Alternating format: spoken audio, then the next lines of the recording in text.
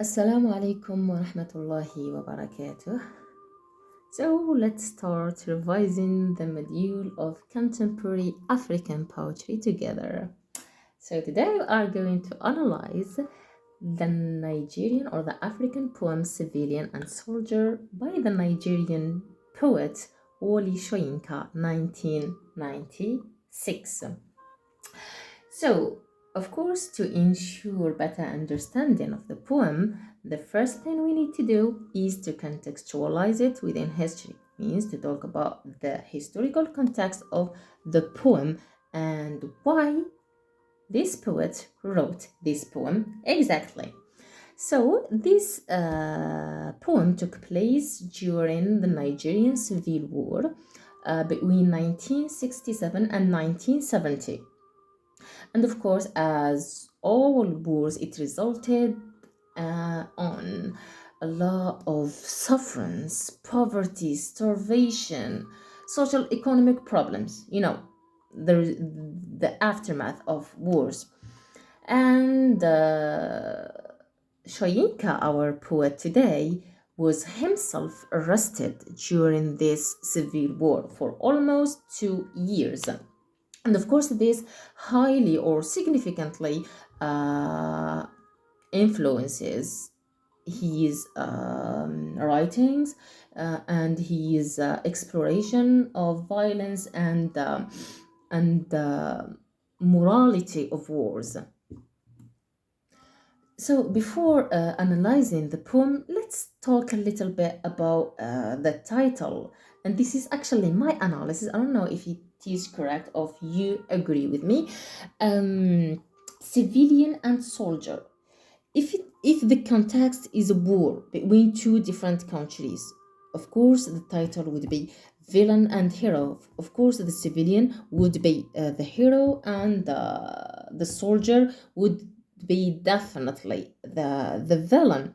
But Shoyinka uses this binary opposition, soldier, civilian, and our context, as I was explaining, is a civil war, means that both civilian and the soldier are from Nigeria, from the same country.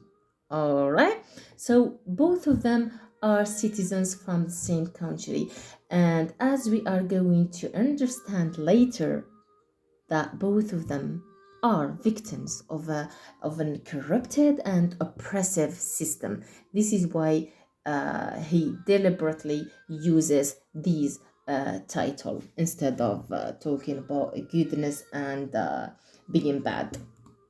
All right, let's move to our poem, stanza number 1.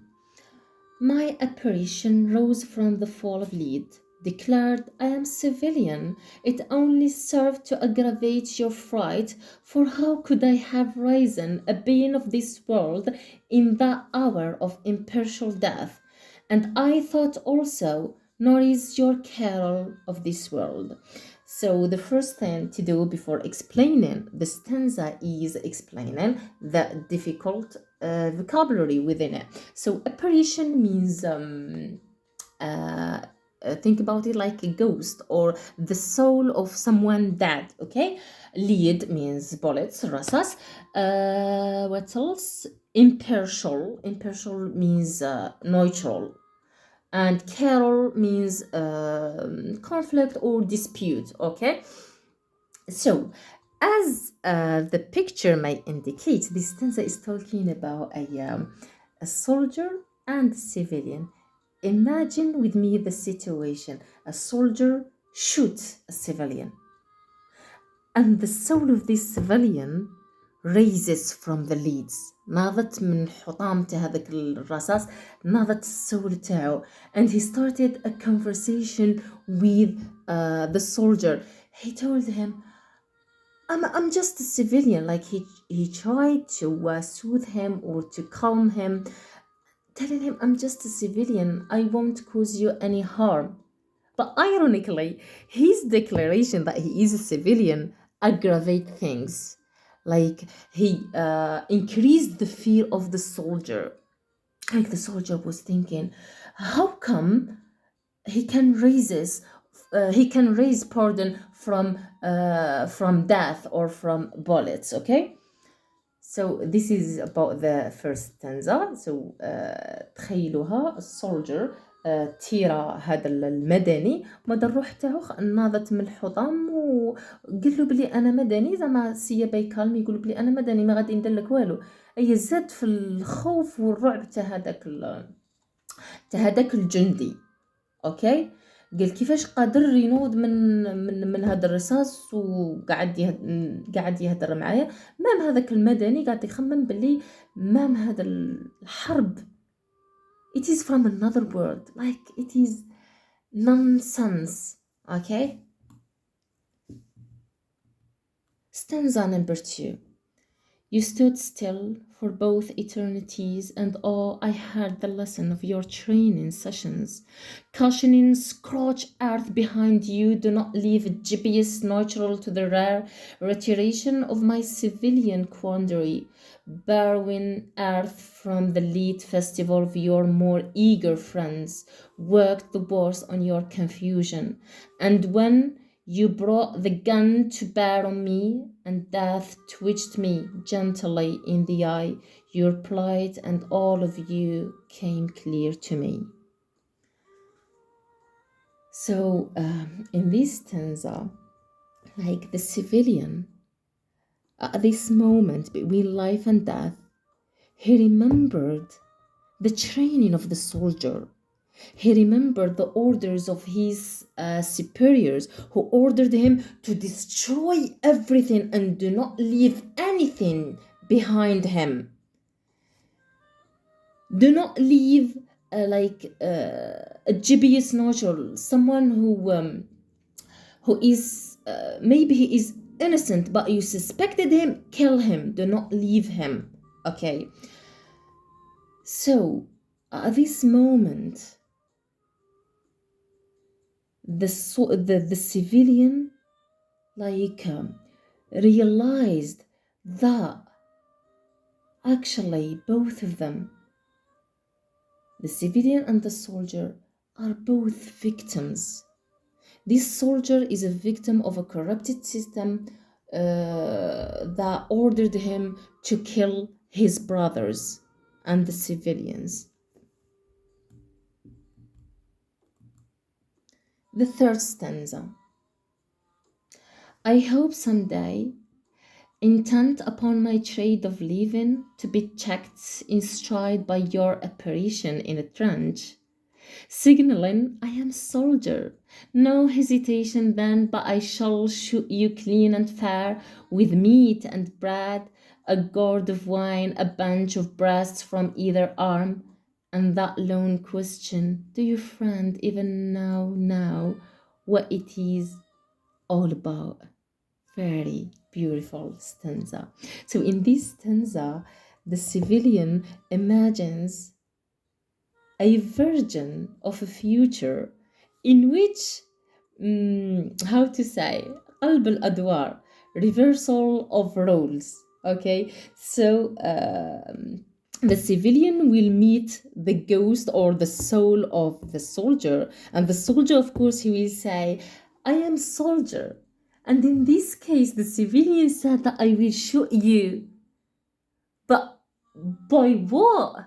I will shoot you with meat and bread, a gourd of wine. I will feed you. I will give you food and wine. And he ended the stanza with a rhetorical or an open question. Do you friend even know what it is all about? Do you even know this war, what is it about?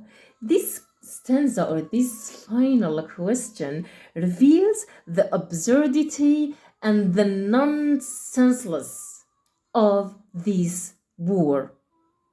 Okay, so this is it for the poem. Now let's move to the form or the structure of the poem. It is a poem consists of three verses, stanzas. I missed writing stanzas here. The persona, it's clear that the persona, when we say the persona in poetry, who is talking. Okay, so he is a civilian. The language of the poem, actually, it shifts from being violent, like violent military, to nurturing and peaceful language. Okay. Themes of the poem are hierarchy in society, hierarchy, starting from the title, soldier and civilian. When we say soldier, means that someone who has power, and civilian, someone weak. So this is hierarchy. Moral confusion and ethical responsibility in wartime, cruelty of the war, and most importantly, the absurdity, the nonsenseless of war. Now let's move to the figurative language or the literary devices. We have imagery. So the poem is heavily loaded with imagery. For example, images that depicts a mental picture inside your mind, like you can imagine it.